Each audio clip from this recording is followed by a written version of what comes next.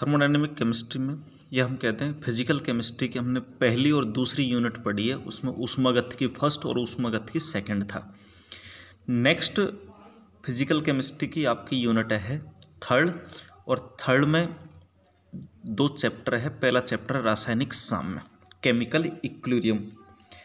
यहाँ पर रासायनिक साम्य को समझने से पहले हमें ये देखना होगा कि रासायनिक अभिक्रियाएं 2 प्रकार की होती है।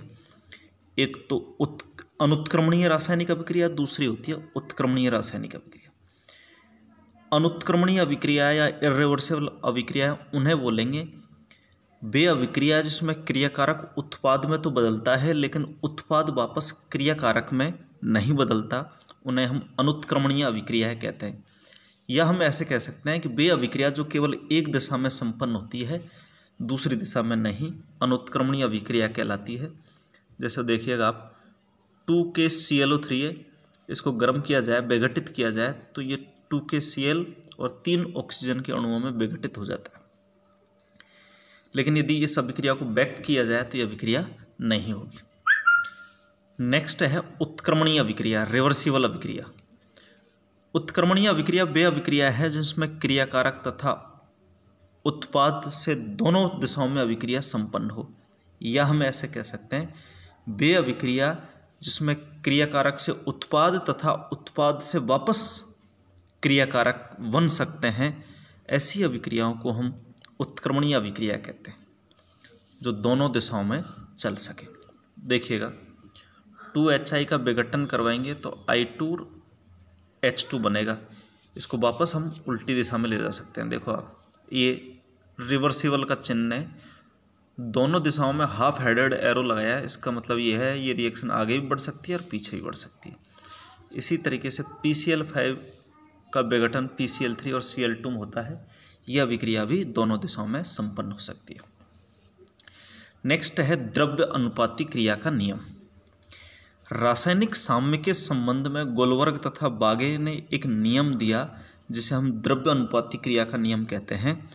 इस नियम के अनुसार किसी रासायनिक अभिक्रिया का वेग उस अभिक्रिया में भाग लेने वाले क्रियाकारकों के सक्रिय द्रव्यमानों के गुणनफल के समानुपाती होता है। सक्रिय द्रव्यमान का तात्पर्य है 1 लीटर बिलियन में उपस्थित उस पदार्थ के मोलों की संख्या। तो किसी पदार्थ के सक्रिय द्रव्यमान जब हमें निकालना हो तो हम इस तरीके से निकालेंगे, उसके मोलों की संख्या बटे लीटर में उसका आयतन। चूँकि मोल होता है N और मोल लिखते हैं हम W/M, तो इसको हम गणितीय रूप से लिखा जाए तो W/M × B। तो इस तरीके से हम सक्रिय द्रव्यमान निकाल सकते हैं। नेक्स्ट है साम्यस्थांक इक्विलिब्रियम कांस्टेंट। एक सामान्य अभिक्रिया को हम इस तरीके से लिखते हैं A+B कन्वर्ट हुआ C+D में, ये रिवर्सिबल का चिन्ह है। हम जानते हैं कि किसी रासायनिक अभिक्रिया का वेग उसके क्रियाकारकों की सांद्रता के समानुपाती होता है। अतः अग्र अभिक्रिया का वेग AB की सांद्रता पर निर्भर करेगा, तो अग्र अभिक्रिया का वेग समानुपाती A/B। या इसको ऐसे लिख सकते हैं हम KF/AB। यहाँ पर K तो वेग स्थिरांक है और F फॉरवर्ड अभिक्रिया के लिए आया है, अग्र अभिक्रिया के लिए आया है। इसी प्रकार पश्च अभिक्रिया के लिए, बैकवर्ड रिएक्शन के लिए अभिक्रिया का वेग समानुपाती किस पर निर्भर करेगा? C और D की सांद्रता पर। या इसको हम KB/CD लिख सकते हैं। B यहाँ पर बैकवर्ड के लिए आया है, पश्च अभिक्रिया का वेग। चूँकि साम्यावस्था में अग्र अभिक्रिया और पश्च अभिक्रिया दोनों का वेग बराबर हो जाता है, अतः दोनों की इक्वेशन हमने लिख दी है और इसको हम एक दूसरे के नीचे रखेंगे, हम तुलना करेंगे तो आप देखिएगा AB को नीचे ले आएंगे, KB को इधर ले जाएंगे तो आ जाएगा KF/KB बराबर CD/AB। और इन दोनों के लिए एक नया स्थिरांक यहाँ पर दिया हुआ है और वो है KC, जिसे हम साम्य स्थिरांक कहते हैं, इक्विलिब्रियम कांस्टेंट कहते हैं। सी यहाँ सांद्रता से संबंधित है। किसी अभिक्रिया में भाग लेने वाले अणुओं की संख्या उसकी सांद्रता के घातांक के रूप में प्रकट होती है। अतः माना कि एक ऐसी अभिक्रिया ली जाए जिसमें अणुओं की संख्या, क्रियाकारक व उत्पाद के अणुओं की संख्या अलग अलग है, तो हम उसको इस तरीके से रिप्रेजेंट करेंगे। देखो, सांद्रता के घातांक के रूप में Kc उत्पाद बटे क्रियाकारक आता है, तो C की पावर m1 अणुओं की संख्या है, D की पावर m2 बटे A की पावर n, B की पावर n2।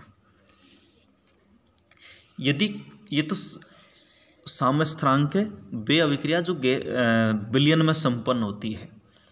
यदि कोई अभिक्रिया गैसीय अवस्था में संपन्न हो रही हो तो अभिकारकों व क्रियाकारकों की सांद्रता को उनके आंशिक दाब के रूप में व्यक्त किया जाता है। गैसीय अभिक्रियाओं के लिए जो साम्य स्थिरांक है उसको Kp के रूप में प्रदर्शित करते हैं। देखो, ऊपर वाली अभिक्रिया चूंकि विलयन में है, सांद्रता के रूप में है, अतः C के रूप में रिप्रेजेंट किया हमने Kc। और यहाँ पर ये गैसीय अभिक्रिया के लिए Kp बराबर Pc की पावर m1 इंटू Pd की पावर m2 बटे Pa की पावर n इंटू Pb की पावर n2। तो ये भी एक साम्य स्थिरांक है और वो है गैसीय अभिक्रियाओं के लिए। नेक्स्ट है साम्य स्थिरांक को प्रभावित करने वाले कारक। यहाँ पर उन कारकों के बारे में चर्चा करेंगे जो साम्य स्थिरांक को प्रभावित करते हैं। सबसे पहला है ताप। देखिएगा, हम जानते हैं जब किसी अभिक्रिया का ताप बढ़ाते हैं तो उसका वेग बढ़ जाता है। चूँकि अग्र अभिक्रिया और पश्च अभिक्रिया का जो वेग है ताप बढ़ाने पर अलग अलग बढ़ता है, अतः उत्क्रमणीय अभिक्रियाओं में यदि ताप बढ़ा दिया जाए तो उनका जो साम्य स्थिरांक का मान है वो भी परिवर्तित हो जाएगा। सेकंड है अभिक्रिया को प्रदर्शित करने की विधि। किसी अभिक्रिया को किस रूप में प्रदर्शित किया गया है इस बात पर भी साम्य स्थिरांक निर्भर करेगा। देखो, आप माना कि एक अभिक्रिया है A+B बराबर CD, तो इसका साम्य स्थिरांक आ जाएगा Kc बराबर उत्पाद बटे क्रियाकारक आएगा तो CD बटे AB। यदि इस अभिक्रिया को उल्टे तरीके से लिखा जाए CD बराबर AB, तो यहाँ साम्य स्थिरांक Kc डैश लिखा और AB बटे CD आया। अब यहाँ पर ये दोनों साम्य स्थिरांक है Kc और Kc डैश, ये एक दूसरे के बिल्कुल अपोजिट है, विलोम है। तो देखिएगा, Kc डैश बराबर 1 बटे Kc, ये दोनों एक दूसरे के उल्टे हैं। जबकि है अभिक्रिया एक के लिए, लेकिन अभिक्रिया को प्रदर्शित करने के आधार पर, लिखने के आधार पर इनकी जो वैल्यू है वो बदल जाती है। नेक्स्ट है स्टोइकियोमेट्री समीकरण को प्रदर्शित करने की विधि। कोई केमिकल रिएक्शन है, उसकी स्टोइकियोमेट्री को अलग अलग तरीके से लिखा जाए तो साम्य स्थिरांक का मान भी अलग अलग हो जाता है। देखिएगा, माना कि एक रिएक्शन है N2 + O2 बराबर 2NO, इसका साम्य स्थिरांक आ जाएगा K बराबर NO की पावर 2 N2O2।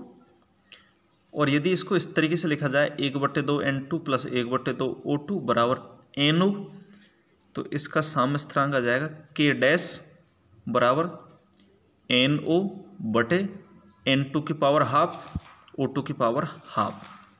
अब देखिएगा, इस समीकरण को ऊपर वाली समीकरण के बराबर लाने के लिए इसका वर्ग करेंगे, स्क्वायर करेंगे, तो क्या आ जाएगा K डैश स्क्वायर, क्या आ जाएगा K डैश स्क्वायर बराबर NO की पावर 2 N2 और O2, इस तरीके से आ जाएगा। अब यदि दोनों की साम्य स्थिरांकों की तुलना करें तो K डैश स्क्वायर बराबर K और इस पर रूट लगा दिया जाए तो ये आ जाएगा K डैश बराबर √K। तो यहाँ पर समीकरण या रिएक्शन एक ही है, लेकिन स्टोइकियोमेट्री को जब हम चेंज करते हैं तो साम्य स्थिरांक का मान भी चेंज हो जाता है, उसके मान अलग अलग आ जाते हैं। नेक्स्ट है यौगिकों की मात्रा को प्रदर्शित करने की विधि।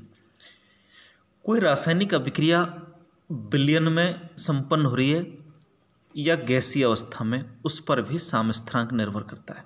या हम कह सकते हैं कि किसी रासायनिक अभिक्रिया में क्रिया कारकों की मात्रा को सांद्रता के रूप में प्रदर्शित किया गया है या आंशिक दाब के रूप में प्रदर्शित किया गया है, इस बात पर भी साम्य स्थिरांक निर्भर करेगा। माना कि एक रिएक्शन है A+B = C+D। यदि इसको सांद्रता के रूप में रिप्रेजेंट करें तो साम्य स्थिरांक हो जाएगा Kc = CD/AB। और यदि गैसीय अवस्था में रूप में प्रेजेंट करें आंशिक दाब के रूप में, तो ये साम्य स्थिरांक हो जाएगा Kp = PC/PD/PA/PV।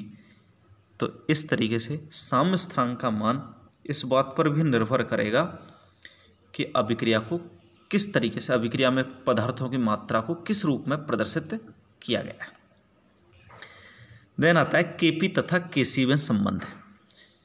एक सामान्य अभिक्रिया लेते हैं हम, और वो है N1A + N2B reversible M1C + M2C। इसका साम्य स्थिरांक आ जाएगा Kc = C⁻m1 D⁻m2/A⁻n1 B⁻n2। इसको सांद्रता के रूप में लिखा जाए तो ये समीकरण आ जाएगी Kc = C⁻m1 CD⁻m2 CA⁻n1 CB⁻n2 समीकरण 1। इसी को यदि हम आंशिक दाब के रूप में लिखेंगे तो हमारे पास समीकरण 2 आ जाएगी Kp = PC⁻m1 PD⁻m2 PA⁻n1 PB⁻n2 समीकरण 2 आ गई। आदर्श गैस समीकरण के अनुसार PV = nRT, और इस B को इधर की तरफ ले जाएंगे तो ये समीकरण हो जाएगी P = NB/RT। चूँकि ये N/B होता है सांद्रता, मोलर सांद्रता, अतः इस मोलर सांद्रता को हम C लिख सकते हैं। तो ये समीकरण हो जाएगी P = CRT। तो समीकरण क्या होगी? P = CRT। P का मान समीकरण 2 में रखेंगे। P का मान जब समीकरण 2 में रखते हैं तो समीकरण आ जाएगी हमारे पास Kp = C⁻m1 RT⁻m1 × CD⁻m2 RT⁻m2 CA⁻n1 RT⁻n1 CB⁻n2 RT⁻n2। इसमें से RT कॉमन ले लेंगे हम। RT कॉमन ले लिया और यहाँ पर पावर आ जाएगी m1, ऊपर की पावर को जोड़ देंगे, नीचे की पावर को घटा देंगे, तो m1 + m2 - n1 + n2। चूँकि इसके लिए हम एक अलग स्थिरांक दे सकते हैं और वो है Kc, तो ये हो जाएगा Kp = Kc RT⁻n। यहाँ पर इन दोनों के लिए उत्पाद माइनस क्रियाकारक में मोलों की संख्या में अंतर के लिए हम क्या लिख देते हैं? ΔN। तो Kp और Kc में संबंध होता है Kp = Kc RT⁻ΔN। Thank you.